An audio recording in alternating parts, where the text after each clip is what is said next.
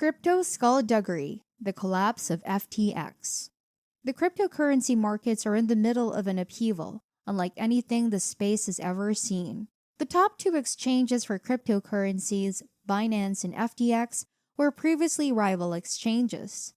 They had been getting along for years until recently when Sam Bankman-Fried decided to criticize his rival's attempts to work with regulators. Even if he had not realized it at that time, SBF had set off World War III in crypto. The world's most powerful cryptos were at war. They were battling it out.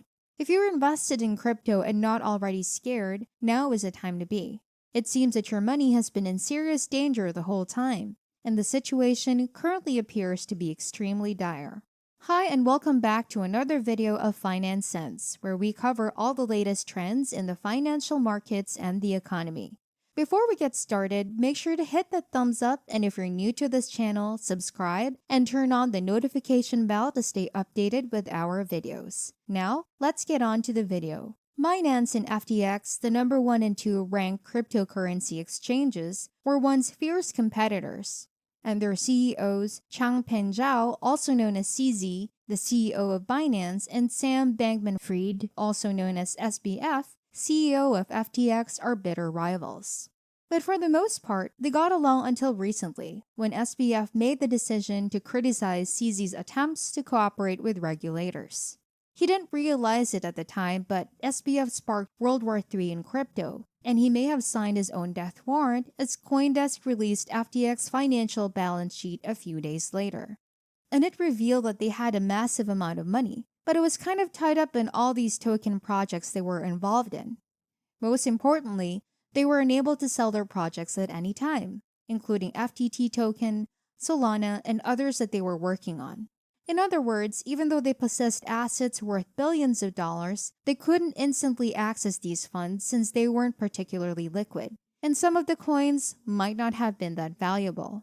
At the same time, they owed $7.4 billion in loans out of their enormous $8 billion liability. Now, Dirty Bubble Media, which was responsible for uncovering Celsius's collapse, reported this in a scathing article.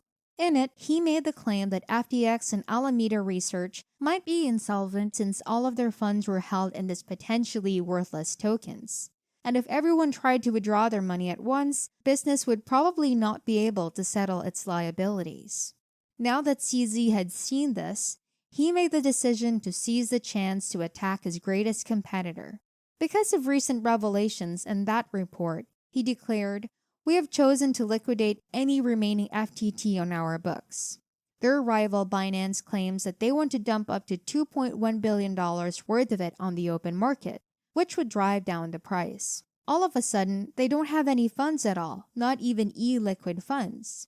Consequently, even though CZ insisted that this was not a move against a competitor, it appeared to be one. Clearly, he was aware of what he was doing. Now, this instantly raised a variety of concerns regarding FTX's solvency, and the worry spread rapidly. Will FTX follow Luna? Will FTX be the next Celsius? People began to withdraw funds in large numbers, which was a natural course of action. The issue with cryptocurrency exchanges at the moment is that even if the likelihood of an exchange going out of business is less than 1%, you still need to withdraw all of your money since there is no financial protection on your money. Because if they fail, all is lost. If it doesn't go bankrupt, you just lose a fraction of your trading costs for being conservative. Thus, there's virtually nothing to risk by pulling your money out and everything to risk by leaving it in. According to Sam Bankman-Fried, many cryptocurrency exchanges are actually insolvent in the shadows. However, at first, it seemed as though FTX wouldn't go and be insolvent. Numerous others believed that this was highly improbable, given that they had previously appeared to be quite powerful. Alameda Research, which is closely associated with FTX, actually responded regarding these leaks in their financial statement, claiming, quote, "They have $10 billion worth of assets that aren't reflected there, as well as they have returned most of their loans by now." However, what was most shocking was that they offered CZ to buy all of his FTT off the market for $22 per unit, which is close to the current price. Now, the purpose of this is to demonstrate their lack of fear and their financial strength. If their rivals aren't genuinely attempting to destroy them as a competitor, they'll be pleased to conduct this private deal, receive a business offer, and keep their price unaffected.